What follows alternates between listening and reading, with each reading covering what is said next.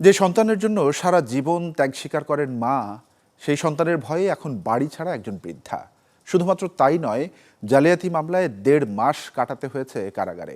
অভিযোগ, সম্পত্তি নিয়ে বিরোধের জেরে পড়তে হয়েছে ছেলের রোষানলে, যা নাড়া দিয়েছে নোয়াখালীর মানুষকে। এক মায়ের অসহায়ত্বের গল্প জানাবো হাসিব আল আমিনের পাঠানো প্রতিবেদনে।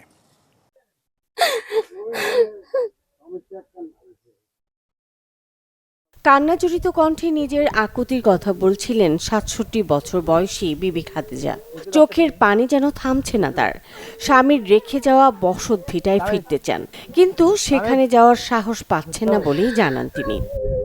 আজকে আমি দুকাই দুকাই এই গ্রামে ওইখানে এইখানে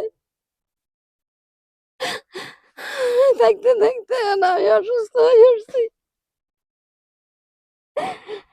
জানি না আল্লাহর মিত্র কোন জায়গাতে রাখছে, আর স্বামীর বসিন্দাতে আমি টিকতে পারি না, থাকতে পারি না।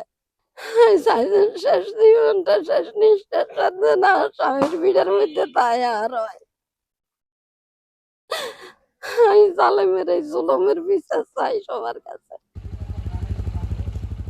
নোয়াখালীর সদর উপজেলার এউজবালিয়া ইউনিয়নের মান্নাননগর এলাকার এই পরিবারটির অভিযোগ, খাদেজার ছেলে মোহাম্মদ জাকির হোসেন দীর্ঘদিন ধরে বাবা, মা ও ভাই বোনদের উপর শারীরিক, মানসিক ও আইনি নির্যাতন চালিয়ে আসছেন।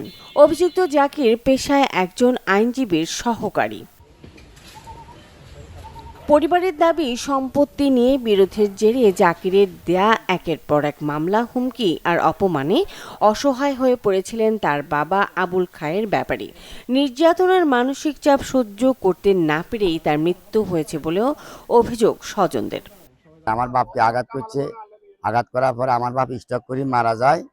মারা যাওয়ার পরে আমার এখানে একটা ঘর থাকে, আমার বাপের থেকে আমি জায়গা কিনছি। ওই জায়গার পর আমার ঘর করা আছে।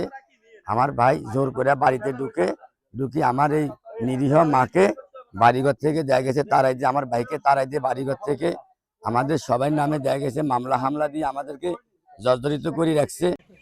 বর্তমানে বৃদ্ধা বিবি খাদেজা নিজের ঘরে ফিরতে না পেরে আত্মীয় স্বজনের বাড়িতে আশ্রয় নিয়ে দিন কাটাচ্ছেন। একইভাবে পালিয়ে বেড়াচ্ছেন পরিবারের অন্য সদস্যরাও। তাদের অভিযোগ, মায়ের স্বাক্ষর জাল করে ঋণ নেওয়া হয়েছে। এমনকি সেই মামলায় বৃদ্ধ মাকে ১.৫ মাস কারাগারেও থাকতে হয়েছে। আমার ভাই বিভিন্ন অন্যায় অপরাধ করে আমাদের উপর যে অমানবিক অমানসিক নির্যাতন চালাচ্ছেন, আমরা দীর্ঘদিন ধরে আমাদের সম্মানের দিকে তাকিয়ে আমরা কারো কাছে বলতে পারি নাই, কিন্তু আজকে তিনি আমাদের মাকে বাড়ি ছাড়া করে, আমাদেরকে বাড়ি ছাড়া করে, আমাদের নামে বিভিন্ন জাল জালিয়াতির মামলা দিয়ে আমাদের সকলের স্বাভাবিক জীবন ধ্বংস করে দিচ্ছেন। সে যে বাড়িটা হঠাৎ করে আমার মাকে নিয়ে জাল জালিয়াতি করে, মা সিগনেচার নিয়ে ঢাকা থাকতে একটা লোন নিয়ে, ওই লোনকে না পরিশোধ করে ওই লোন কেন্দ্র করে আমার মাকে জেল খাটাইছে। স্থানীয়রা জানান, দীর্ঘদিন ধরে চলা এই পারিবারিক বিরোধ এখন ভয়ঙ্কর রূপ নিয়েছে। তারা চান নিরপেক্ষ তদন্তের মাধ্যমে প্রকৃত ঘটনা উদ্ঘাটন হোক। বাবা এক হিসেবে স্ট্রোক করে মারা গেল। এখন মাগা আছে, মাগা নিজের স্বামীর বাস্তব ভিড়াতে থাকবো, সে ভিড়া পর্যন্ত থাকতে পারতেছে না। আমরা এটা চাই সুষ্ঠু সমাধান, এগুলা সমাজের সুন্দর থাকে, সবাই একসাথে বসবাস করে, বা সবাই একসাথে থাকলে, মা একসাথে থাকলে আমাদের থেকে ভালো লাগে। মানে সবাই সুন্দর চলাটাই আমাদের থেকে পছন্দ লাগে, ভালো লাগে। তবে সব অভিযোগ অস্বীকার করেছেন অভিযুক্ত জাকির হোসেন। তার দাবি, তাকে পরিকল্পিতভাবে ফাঁসানোর চেষ্টা করা হচ্ছে। যদিও মা যদি কোনো শাস্তি দেন, সেটিও মাথা পেতে নেবেন বলে জানিয়েছেন তিনি। আমি ২০০৭ সালে বিয়ের পরে দীর্ঘ ২০ বছরে অত পর্যন্ত আমার মা কোথাও থানা, কোথাও গ্রাম সাল্লিশ, কোথাও সমাজ সাল্লিশ, অত পর্যন্ত আমার মার যদি কোনো অভিযোগ থাকে আমার বিরুদ্ধে, হ্যাঁ, তাহলে আমি এটা মাথা পেতে নেবো। আমি মাকে মৃত্যু বানাচ্ছি না, আমার মা সত্য। আমার মা আমাকে ২০২৫-এর যেদিন আমার ভাই হাসতে গেছে, তারপর থেকে আমার মা আমার বিরুদ্ধে আচরণ করতেছে। তারপরও আমার গর্ভধারিণী মা, আমি মায়ের এভাবে ফাঁড়ে ধরবো, মায়ের কাছে আমি মাপ চাবো। মায়ের জন্য আমার ২,২০০ ব্যথ হবে, মায়ের জন্য আমার শাসন হবে, মায়ের জন্য আমার বিচার হবে। মা ইচ্ছা করলে আমাকে হাজতে দিতে পারবে। এদিকে পুলিশ জানিয়েছে, বিষয়টি তদন্তাধীন রয়েছে। অভিযোগের সত্যতা যাচাই করে প্রয়োজনীয় আইনগত ব্যবস্থা নেওয়া হবে। জনৈক জাকির হোসেন তার মা এবং ভাইদের বিরুদ্ধে একটা মামলা করেন। মামলাটি আমাদের ডিবি পুলিশের তদন্তাধীন আছে। তো তদন্ত পর্যায়ে আমাদের এসআই ওসমান তন্দায় যায়, যাওয়ার পর দেখে যে ঘটনাটার মধ্যে কন্ট্রাডিকশন আছে। তখন ওসমান তার মাকে বলে আসে যে আপনারাও বিষয়টা বিচার চাইতে পারেন। তখন তার মা আমাদের জেলা প্রশাসক এবং পুলিশ সুপার বরাবর আবেদন দেয়। আবেদনটি আমরাও ডিবিতে তদন্তের জন্য প্রেরণ করি। তো বিষয়টা তদন্তাধীন আছে।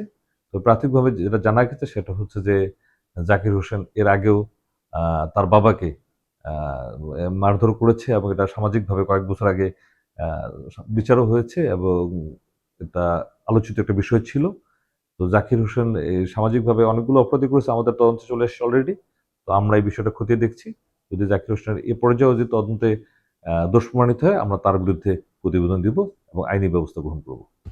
যে ভিটায় এক সময় ছিল একটি পরিবারের হাসি কান্নার স্মৃতি, আজ সেই ভিটায় হয়ে উঠেছে আতঙ্কের নাম। একদিকে বৃদ্ধা মায়ের চোখের জল, অন্যদিকে ছেলের অস্বীকৃতি। এই দ্বন্দ্বের শেষ কোথায়? এখন সেই প্রশ্নই ঘুরপাক খাচ্ছে স্থানীয়দের মনে। Desk report, channel 24।